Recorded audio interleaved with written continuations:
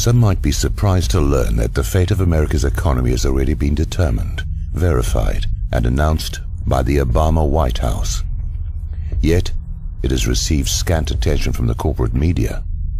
In 2011, economist Kyle Bass interviewed a senior member of the Obama administration about its planned solutions for fixing the U.S. economy and trade deficit.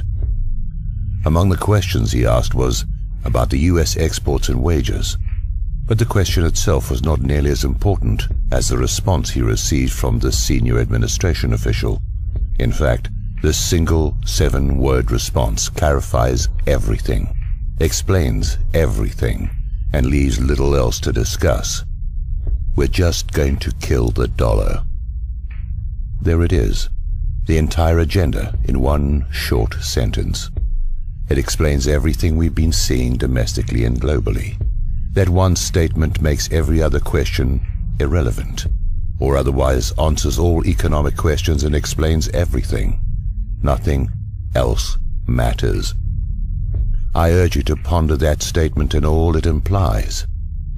Doing so will provide you with the clarity to understand not only what is taking place today, but what is yet to come.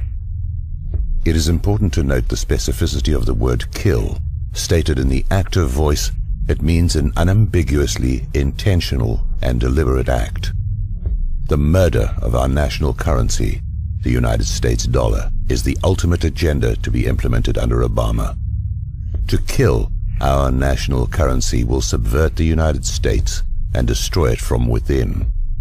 This begs a number of questions, including what type of Americans would actually have as their objective the destruction of our national currency. To whom do they hold their allegiance, if not to the American people, whose life's work as well as the toil of our ancestors is represented in the form of wealth held in US dollars? Does this make any sense to us as Americans? The answer is, of course, no. By its very definition, to kill our national currency is an act of high treason by those engaged in this activity. It undermines the very sovereignty and survival of our nation and will have a life-changing impact on every citizen in the U.S. It will also impact every nation and the people of every nation on the planet, as the US dollar is presently the world's reserve currency.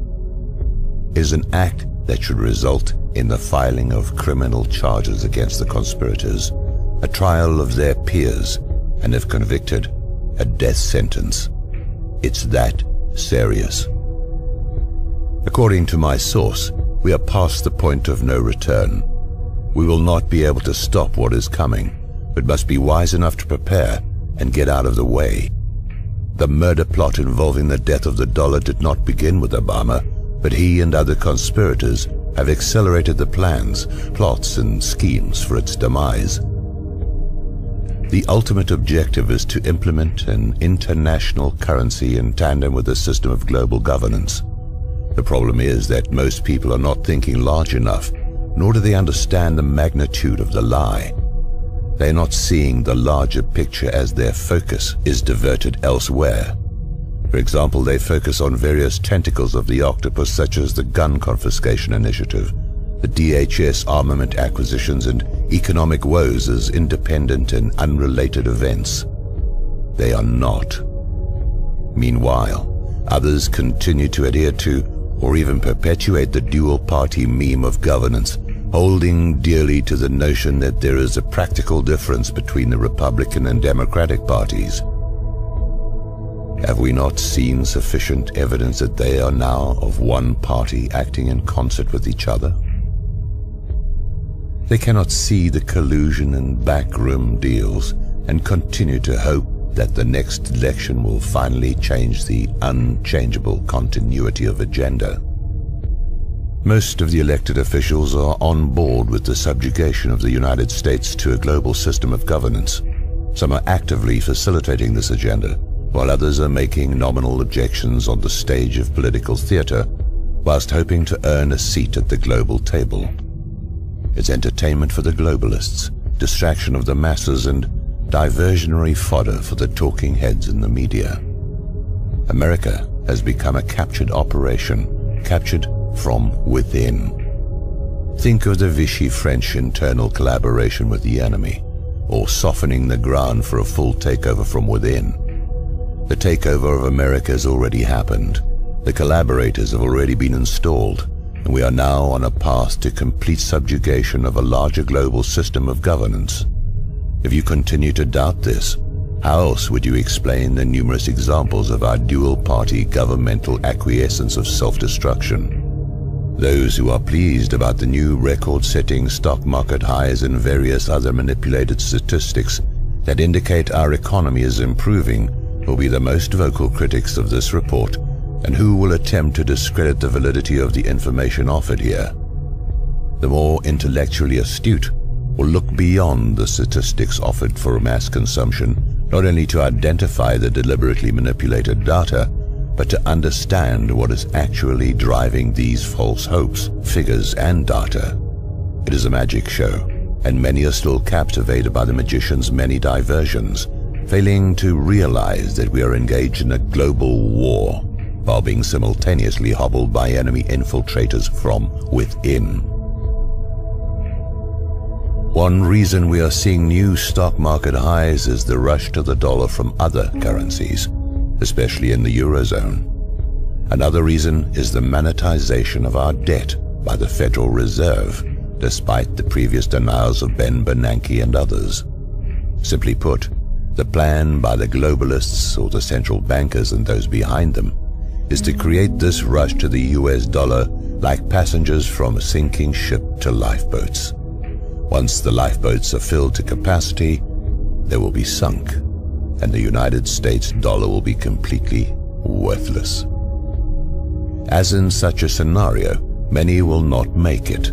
Many will die from what is coming. The level of evil behind this plan is incomprehensible to the normal human mind. We are at war with Russia. After removing Gaddafi from power in Libya, the Obama-Clinton Black Ops plan was immediately put into action. Benghazi was a logistics hub for arming the anti-Assad terrorists by our own State Department, covert operatives who were shipping millions of tons of weapons to Syria via Turkey and other staging areas. Russia was aware of our actions, and through the attack at the CIA Operations Center in Benghazi by proxy forces, exposed this operation to the world while putting a stop to this operation. It seems that everyone except the Western media reported what had taken place. The dirty little secret which explains why we have not been told the truth about Benghazi is quite simple.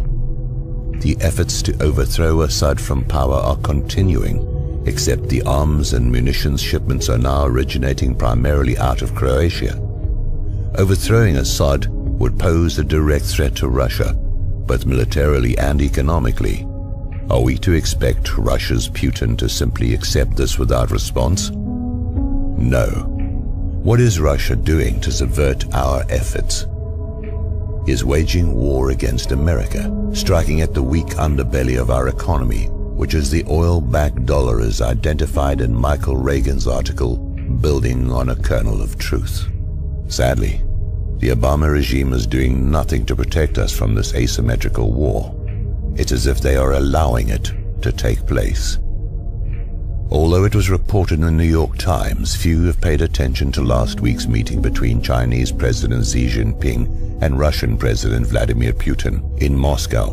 But it was an extremely important event in terms of the planned murder of the US dollar. An alliance is being forged between Russia and China to replace the US dollar as the reserve currency, already severely weakened by the policies of those in power, with a gold-backed currency. While reports do exist that cite the hoarding of gold by China and Russia, they are purposely underreporting their collective reserves. Meanwhile, Americans can't even get honest answers to the amounts of our own gold reserves held in Fort Knox or the Federal Reserve. Don't people find this reluctance for audit and inspection a bit curious, if not outright suspicious? The battle is being waged not only by military might, but by a currency war. We are being played through our military involvement in the Middle East, including our covert operations against Syria at the behest of Saudi Arabia.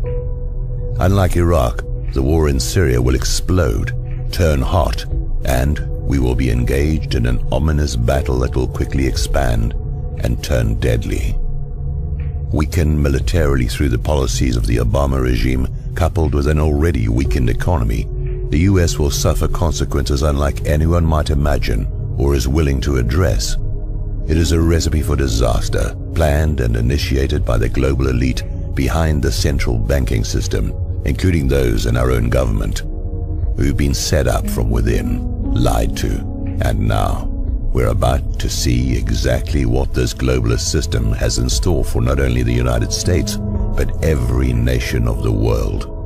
It is critical to understand that the takedown of the US will be the result of an asymmetrical war that includes the weakening of our military, our economy, and a direct assault on our ability to keep the dollar as the world reserve currency and protect the free flow of oil and energy to the United States. Within the last week, China held a surprise naval exercise in the South China Sea. Meanwhile, Russia displayed their resurgent military might in the Black Sea.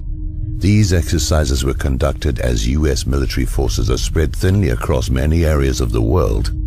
Is anyone paying attention here? Just as certain a collapse of the dollar is coming, so will be chaos on the streets of America caused by this plan to kill the dollar.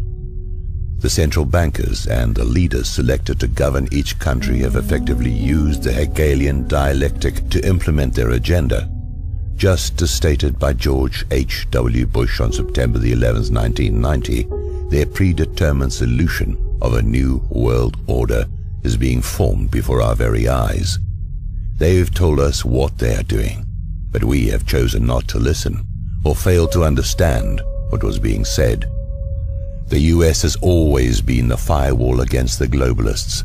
By their persistence, infiltration of global elitists into our government, and covert subversion from within, we are being led to slaughter.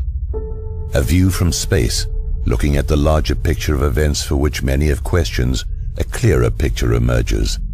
There will be some who dare to resist the pillaging of our bank accounts, the erosion of our rights, and the enslavement that comes with the dismantling of America.